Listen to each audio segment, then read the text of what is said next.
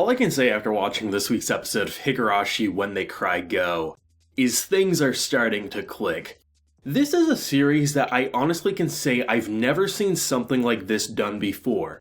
Originally, and obviously there's always been the arguments, but I mean the creator said it can be for both newcomers and oldcomers, and based on someone who's not experienced the original Higurashi, I feel like I understand what's happening, but obviously they're two different stories for two different sets of people. But now with the introduction of this academy, which this academy is the center stage for, I believe it's considered the sequel series to Higurashi, but at the same time, I don't think they're directly time related because no one knows if the academy is at the same time period in Umineko as it is in Higurashi, but nonetheless, the creator of Higurashi, When They Cry, has a few different visual novel game series that all tie into the same universe. At this point in time, there's now 3 ways to experience Higurashi When They Cry Go. If you're a first-timer, you can watch it because it will explain to you what the academy is, it'll explain to you what the curse or lack of curse is, you understand what's happening.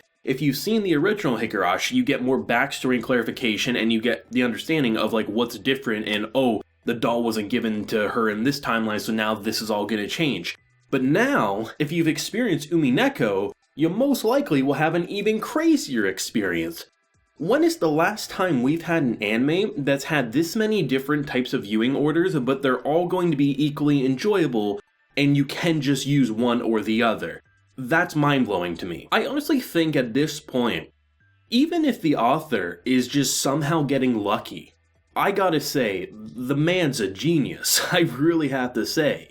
This was an incredible episode that's already putting into perspective what happened and what turned into a looper. But I've said it for a while, there's no way you're doing it by yourself. And I've seen some names get tossed around which clearly tie into the Umineko universe and things like that. They're just names to me, so I can't theorize, I can't spoil, I just know of names, but I know some people find names to be spoilers, so I won't drop them just to avoid it. But clearly, something in this school allowed to loop. 100%. She is descending into madness after getting accepted, something I didn't think was going to happen. I thought they were going to go the direction. She didn't get in, Rika left her, she then, in the village, was able to loop because of, was it the same one who allowed someone like Rika to loop, right? But no, there was actually a lot of trying, there was a lot of preparation, and Satoko gambled on the fact that Rika would grow sick of this high prestigious lifestyle, and that she would eventually want to go back to the simple country life. But she didn't, that's who she wanted to be, but she wanted to take someone like Satoko with her, but that's not Satoko. Satoko is someone who doesn't like the fancy life, that's not who she is. She wants to enjoy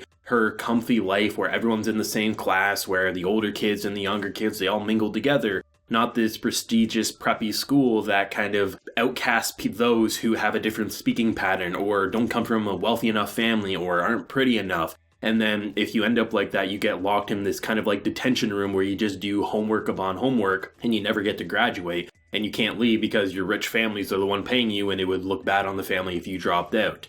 That's never who she wanted to be, so it was always destined to fail, but because they're best friends, she wanted to take her best friend with her.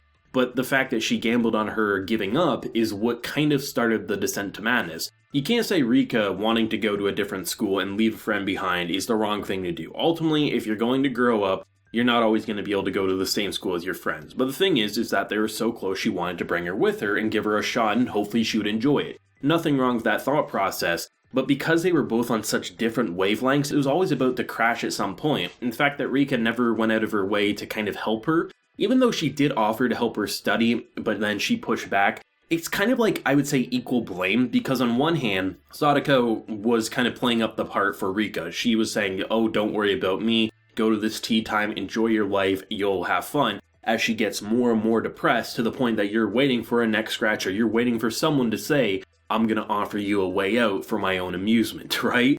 But then, on Rika's side, she's seeing that she's not happy, and she's trying to help her study, but that's not who she is. If the viewers watching who know her better at this point, it feels like, that you would know that Satoko isn't the one who would want to go to this type of school. It's not that she's incapable, it's that she doesn't want to be there to begin with. There needs to come a conversation that, because Satoko's not going to admit it, that she should say, I understand you don't want to be here, that's okay, it's fine if you drop out. There's got to be that conversation, but that conversation probably never happened, and if it did, it probably happened far too late, and that's probably what started the loops, because there's no way someone like Satoko would want to loop and kill her best friend and do these things unless there was something manipulating her. This is clicking in such a way, and it's so weird that I can honestly still feel after having so many different viewing orders. Watching the original, watching Go, playing Umineko, there's all these different ways to experience it, but it still feels like, as someone with base knowledge on Higurashi, I'm like, I understand where you're going, and yeah, sure, you don't have extra clarification here or there, but really, I believe in this author and what he's saying. And my excitement and my enthusiasm has never dwindled with this show. The excitement that I currently have for Higurashi, I would say is at least 10 times, if not more, higher than when I started Higurashi When They Cry Go. I love it. And if anything, it makes me want to experience the original source in terms of the visual novels, and I don't even like visual novels. Like, it's insane how much this series has kind of hooked me in, and the presentation has continued to knock my socks off. I really don't know what we're gonna see, because next week is probably gonna be the descent into madness fully. Like, there's gonna be like, here's the mastermind, here's how she ended up looping, and then we'll go back and we'll finish up in what we typically see in the general Higurashi village, and then whatever the conclusion may be. Because at this point, if you had the good end with the original anime, seemingly, and then you ended up here, she has to stay in the village, but that's not what she wants. So is there going to be a good end for everyone? I don't think so. I really don't. And if they actually commit to what could be seen as a bad ending, I wouldn't be shocked in a negative way. I'd be shocked in a good way. I'd be like, you know, based on the story you're trying to tell here, I'd be completely on board. But if they do find a way to navigate around it, which the way to navigate around it would be Rika and Sadako having an understanding that she needs to do her own thing in life and she needs to do her own,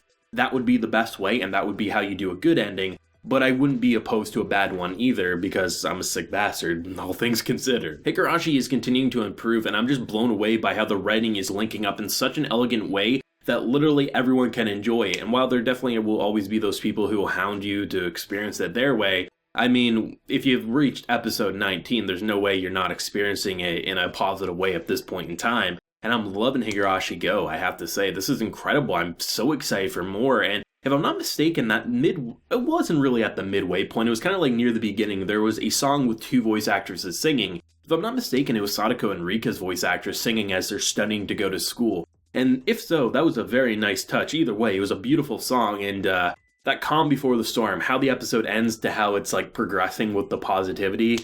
God damn. And even just like the simple moments where you see her crying, I was like, well, yeah, of course she failed because she didn't want to study. No, she passed, and it was tears of joy. So many great moments. Well, let me know your favorites down below. If you enjoyed the video, leave a like, show your support, and hit that subscribe button if you happy new around here. So until next time, everyone, please take care and have a good one.